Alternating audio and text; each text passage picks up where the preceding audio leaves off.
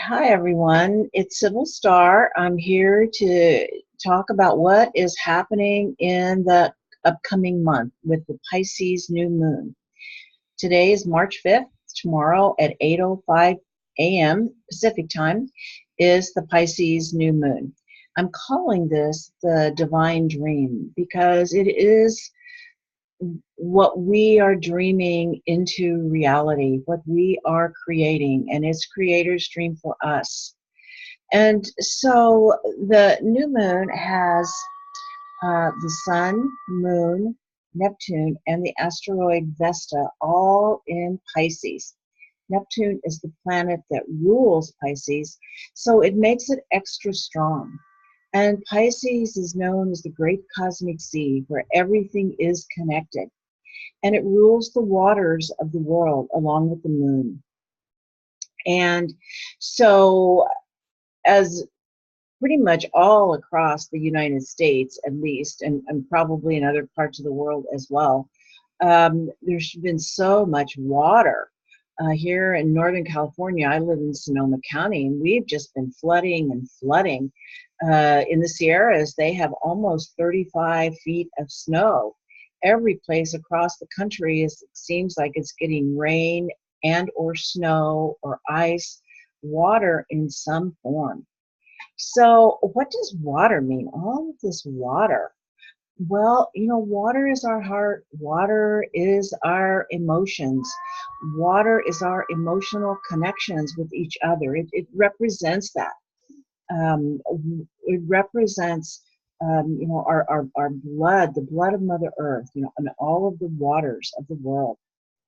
And so, um, here in Sonoma County, like I said, we had some flooding, and in one of our communities, it's a river community by the Russian River, and that community floods every so often. It hasn't flooded this badly in over 20 years. I think almost 25 years is what I read. But whenever there is a flood like this community comes together to rebuild. That's what river communities do, and they are there to help each other, help clean up the mess. And so that's one of the things that water represents to me. I once had a teacher that said that in the alchemical process, which is, that process where we are boiling things down to our essence, that the fire is turned up. The fire is the crisis that comes. It's that challenge. And the water is then that community support and our heart connections that help us survive and get through these difficult times that are always potential for growth. Neptune is just a very powerful planet, and it is called a transpersonal planet. And Neptune being conjunct this new moon, which, the energy of the new moon lasts about 30 days, but or 20, 28, 29 and a half, I think this would be the exact time. But it's being conjunct the planet Neptune, and Neptune is in its own sign, which makes Neptune a very strong energy right now. And it's Neptune, we're right in the middle degrees, actually moving out of the actual center and moving up to about 18 degrees, 15 to 18 degrees of Pisces is where Neptune is traveling now. So all of the teachings of Neptune are extra strong right now. And I just wanted to share with you something interesting that made me think of what Neptune really is, or what Neptune brings and represents. So I was watching this show called Missing Links with Greg Braden. I don't know if any of you have seen that show, but in it he talks about the divine matrix, where they have developed technology that shows that everything is interconnected, and that shows the energy lines. And he said, and some people refer to this as the field, that what is in the field right now, this is in the field, that is in the field, if you've heard that term.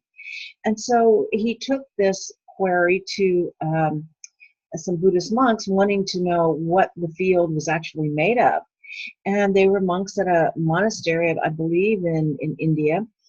And the monks they went and had a conference. They talked about it, conference with each other, and came back a few days later and told him that they believed the field was made of compassion.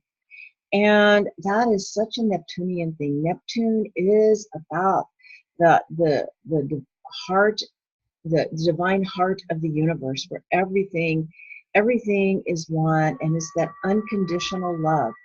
And they say that compassion is the highest form of love. And some people say we incarnate to have our hearts broken so that our hearts will open. And when they open, they will be a compassionate heart. And so we are swimming in a sea of compassion, especially at this new moon and with Neptune in Pisces. Neptune is also traveling in a square aspect to the planet Jupiter. And Jupiter also squares this new moon. A square is a challenge, but Jupiter brings gifts and opens doors. And his challenge is, well, we'll talk about what some of the challenges might be, but let's talk about the gifts first. Because Jupiter is traveling in Sagittarius in his own sign.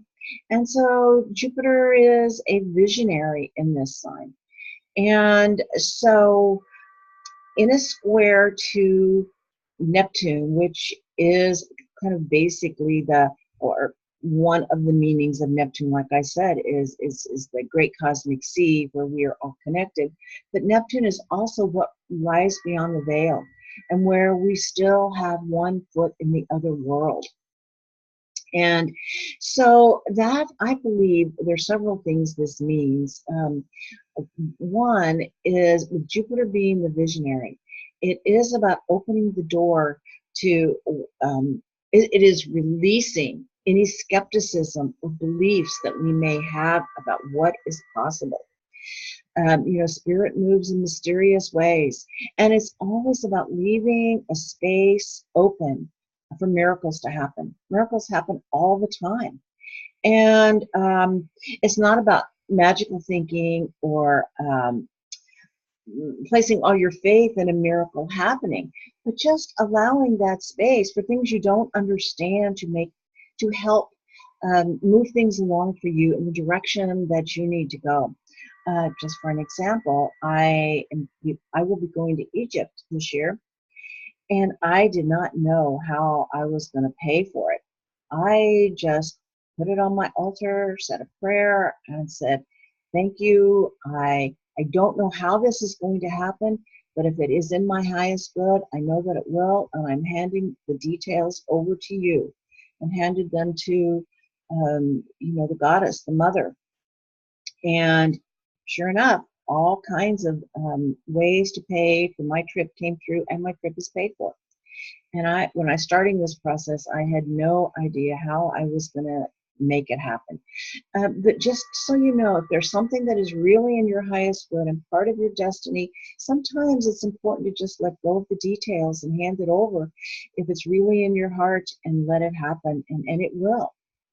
It will be, it will, I knew someone that said, I just know I'm supposed to do this. I'm just leaving the details to God. And just, that's not my job to figure it out. So another way Jupiter and Neptune are working together is Jupiter expands everything that it touches.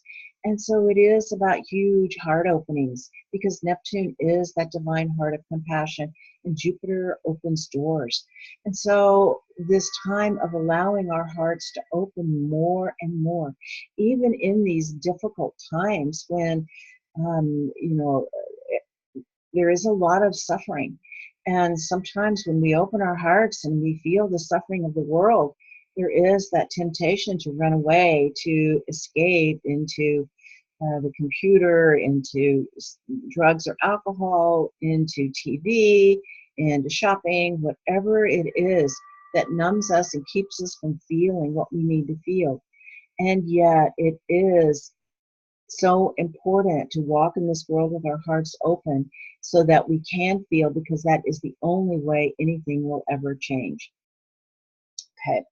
Neptune is also, I just want to bring up, is the mystic, and it is the part of us that brings about the dissolution of the ego so that we can be part of something greater than ourselves.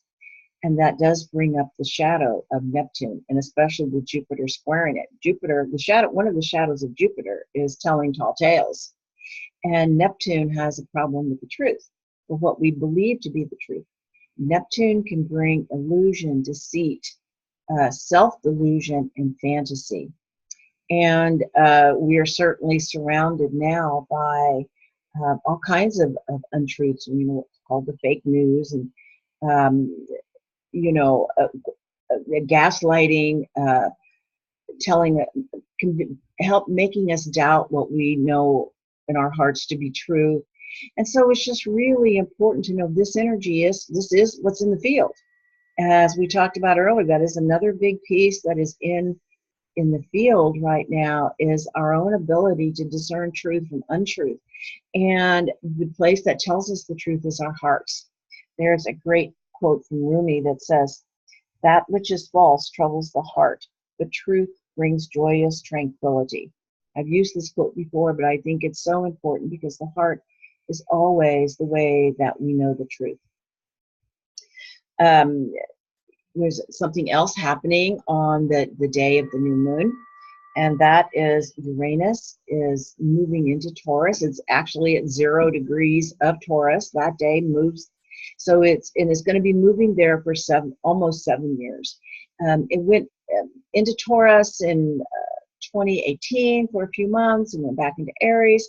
But now it will be fully in Taurus for the next 6 years. And then the last year, it'll move back and forth between Taurus and Gemini. But it's a big movement. And Uranus is the planet that brings sudden awakenings. They say expect the unexpected. And in Taurus has a lot to do with the Earth. Is the sign most closely associated with the Earth. So we can certainly expect many Earth changes. Many more coming, and all of the things that will bring with it. I will get into that a little more deeply in the coming months.